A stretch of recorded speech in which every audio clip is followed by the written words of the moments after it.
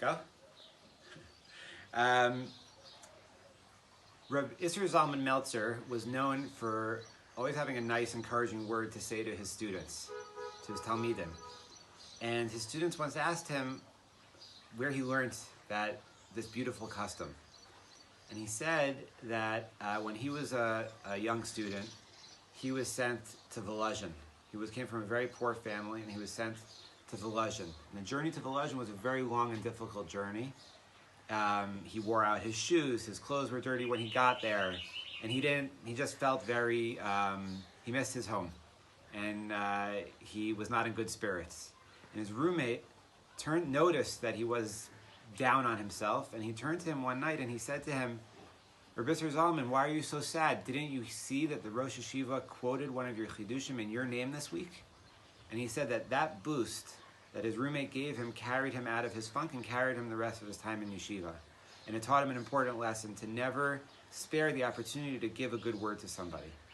And Reb Biederman tells us that, asks the question that we learn in the story of Cain and Havel, that Cain kills Havel. But we also learned in Pirkei Avos last week that if Hillel once saw a skull floating on the water, and he said to the skull, because you drowned others, you were drowned. And those who drowned you will also be drowned. Meaning, if you murder somebody, then you too will be murdered.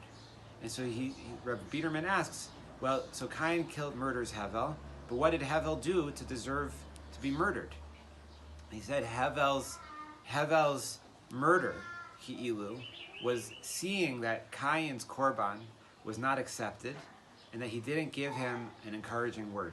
He had the opportunity he saw that Cain was very upset and sad that his korban wasn't accepted, and he didn't give him an encouraging word. And it tells us even more so the importance of never missing an opportunity to say an encouraging word to our friends. In these times especially, we see our friends, say an encouraging word. It doesn't cost us anything.